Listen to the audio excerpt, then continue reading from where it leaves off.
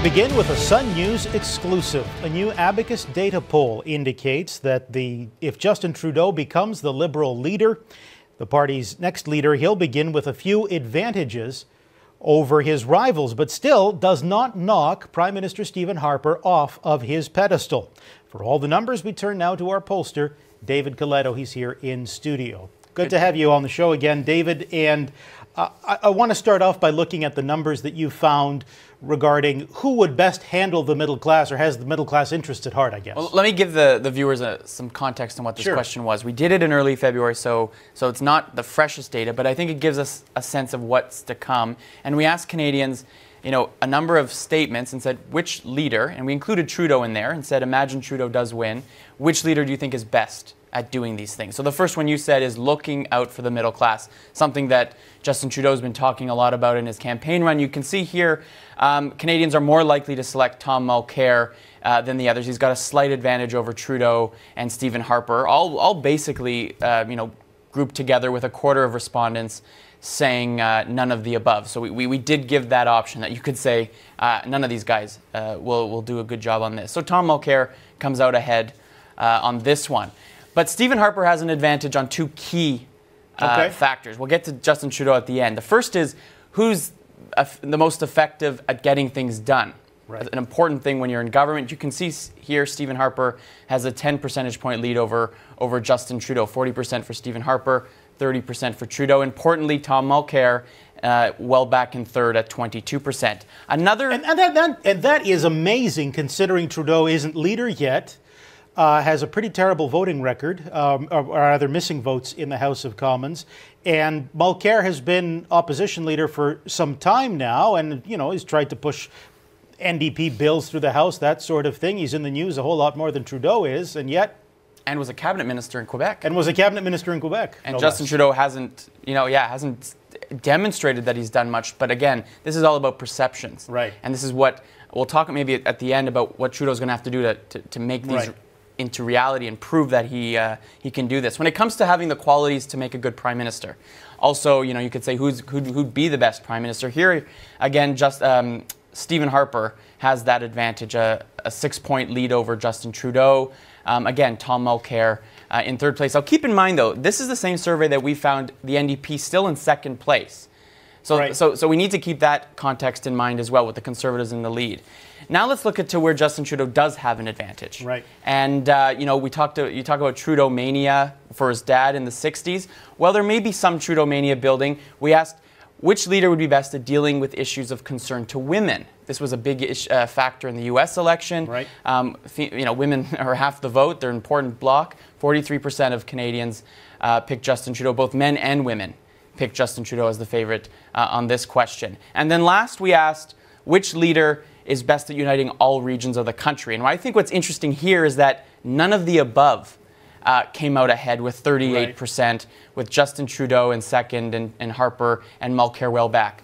Again, for good news for Justin Trudeau on this question, he even gets 25% in Western Canada, so it's not a complete barren land for him out west. That does surprise me. But it's Mulcair's numbers. You know, you've got the New Democrats talking about the Clarity Act and referendums in Quebec, and you know a New Democrat MP leaving to join the bloc. Lots of questions outside of Quebec about Tom Mulcair and his ability to unite the country. That plays well into Justin Trudeau's hands if he does win the leadership. Okay, so what do you think that Mulcair has to do then to, I guess, counteract the Trudeau effect? I'm not a comms expert, so I don't know how you battle the ability for Justin Trudeau to get as much attention as he does. I mean, I think for what Tom Mulcair is doing is he's playing it calm and cautious. He's saying, let's wait till this guy gets in the House of Commons, is the leader, has to start not only, like these are all perceptions. These are what people expect Justin Trudeau to be able to do. He now needs to prove that he can deal with issues that concern women, that he's a good leader, that he's got the qualities to get it done. And you know, unfortunately for New Democrats, maybe Tom Mulcair is hoping he falls flat on his face. Because if he doesn't, I think Tom Mulcair is in big trouble based on these numbers and others we've seen. All right, David Coletto, thanks very much. Thank you.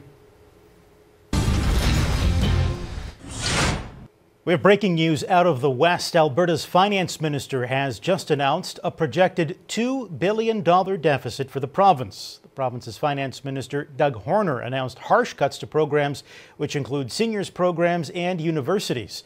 Alberta is posting only its second operational deficit since 1993-94, when former Progressive Conservative Premier Ralph Klein took the reins of the province. Let's go back to Battleground Canada now and get an update on the Liberal leadership race. For that, we have Jessica Murphy in our Ottawa newsroom. Good to have you on the show, Jessica, and interesting developments, I guess, in the Liberal leadership race. Yes, Daniel, let me start actually by taking you back in time just a little, about 10 days, and I'm going to show you a clip of Marc Garneau that was filmed here in Ottawa on February 25th, and he is going right for Justin Trudeau's jugular. Let's take a listen to this first clip. It is time for Justin to step up and defend his ideas, because if he can't defend them in front of me in a room full of Liberals, he will never be able to do so against Stephen Harper. There are only 5 more weeks left in this race, and it's time for Justin to actually define his bold plan and his clear vision. Justin has repeatedly said his top priorities are youth engagement and the middle class, yet he has offered nothing on either. Now, Daniel, Garneau has, in the course of this race, been Trudeau's toughest critic. He has gone after him in news conferences, in interviews, at debates. He's really ramped up over the past couple of weeks, really, these attacks on Trudeau. But we spoke with him today. He was in Toronto, and he's taken a bit of a different tone. Let's listen to what he had to say about Trudeau and Trudeau's campaign today. Justin has done a wonderful job in bringing people into this process. He's very engaging. A lot of people have signed up as supporters, unquestionably. That's very, very good. So I congratulate him on that part of it. Also, from a policy point of view, he's beginning to bring out some policy. So there you have it. The man who was saying all along that Trudeau was not running a campaign of any substance. He's saying, wait a second, Trudeau's coming out with these policies and so on. So we're seeing certainly as the campaign moves into the last 5 weeks, it seems like there's a kind of a shift going on in Marc Garneau's campaign here. Do we have any notion as to why there is this apparent change in strategy? Well, there's a few things that could be taking place. First off, all the campaigns, if you talk to all the campaigns, they admit Justin Trudeau is front runner. There's no doubt. He's likely going to be first on the ballot. So there's a lot of jockeying now among the camps to see if they can get second place on the ballot, which means if Justin doesn't win 50% plus one on the first vote, they actually stand a chance of stepping in. And I've talked to Garneau's campaign, and they do say that that's really where they're kind of trying to position themselves, is second on the ballot.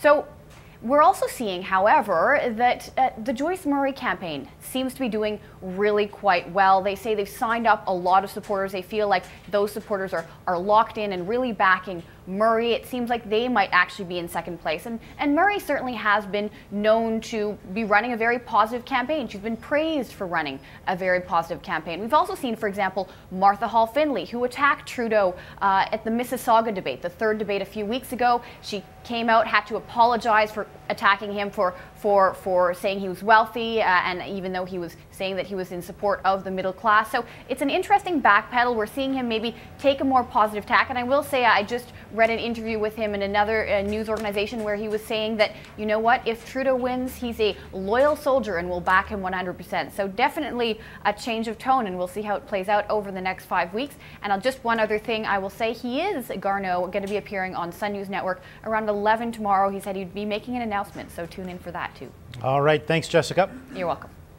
We have a bit of a preview now of what a Trudeau-Harper matchup would look like in the House of Commons. You know, the two sparred during question period today, with the PM taking a dig at Trudeau for all the money he's made delivering speeches away from the Commons. Watch this. Will the Prime Minister assure this House that the government will not centralize skills training programs here in Ottawa? I welcome the member for Papineau in showing up and making the views of his constituents known for a change in the House of Commons. Mr. Speaker, while this Prime Minister is trying to score cheap political points, Canadians are worried. Well, now with his take on how the Grit leadership is shaping up, former party strategist and former journalist Ray Hurd joins us from Toronto. Hi. Good to have you on the show. I want to start off by talking a little bit about Marc Garneau. He seems to have gone soft on Trudeau. Why do you think that might be? The reason is he and Martha Hall Findlay don't have a chance. Forget about them. He's trying to make a deal because he knows he's a loser. It's over. This race right now, which Justin will probably win, is a race between two people. Justin and all of his buddies, many of whom are nearly as old as me, for God's sake, and Joyce Murray. Now, let me tell you this. The one Harper should be afraid of if she were to win is Joyce Murray, because Joyce Murray's idea of making a one-shot deal with the Socialist Party, the idea is supported by Jean Chrétien, Edward Broadbent, Michael Ignatieff, Stéphane Dion, and Bob Rae. And David Peterson made a deal when he was Premier of Ontario with Bob Rae to stay in power. So her idea, which I personally don't agree with, but it's a smart political idea, is a deal with the NDP, not the separatists, to get rid of Stephen Harper. And according to the polls I've read, and maybe Sun should do a further poll on this, most Liberals and most Canadians agree with Joyce Murray. Well, so one key Canadian doesn't agree with Joyce Murray, and that is Thomas Mulcair. He hates the idea. Well, of course he doesn't like it. Ed Broadbent, the elder statesman, likes it. Nathan Cullen, who ran second to Mulcair, that's right, he's in favor of it. Only Mulcair's afraid of it. You know why? He'll be dead if it happens, because Mulcair is not really the leader of the Socialist Party. He's leader of the Quebec wing of the Socialist Party, most of whose members are crypto-separatists, and several of whom will join their buddy by defecting from the NDP. So you must remember this. Tom Mulcair is a one-term leader of the opposition. He's toast in the next election, and yes, the Liberals will probably be run by Justin. Maybe Joyce Murray is the only other option. Will make mincemeat of the Socialist Party in the next election, because Mulcair is flirting with separatism, and many of his majority of members are from Quebec. They are crypto-separatists. Let me get your take on some of the polling numbers that we've seen. Justin Trudeau seems to have, not surprisingly, a big lead among women, and he's seen as a uniter of the country. Well, not by a majority of Canadians, but at least by more perhaps than are willing to say that about Harper and Trudeau. Give Justin credit for that. Like his father, he believes in a strong, indivisible, united Canada. That is one of his strengths. The other strength is this. In Greek terms, there are two terms. Justin has what the Greeks call charisma, almost a grace from God, where you're charismatic and you're very popular with people. But Justin, so far, and he's got 2 years to develop this, lacks what the Greeks call gravitas. Gravitas is intellect, it's heft, it's brain power. He's got time to do that. As I said here last week with one of your colleagues, I watched Robert Kennedy develop the same way, and he was roughly Justin's age. So I'm not ruling him out, but he does have to demonstrate that he has intellectual depth as well as physical charisma and smart hairstyles and a winning smile. All right, Ray Hurd, thank you very much. Thank you, Danielle.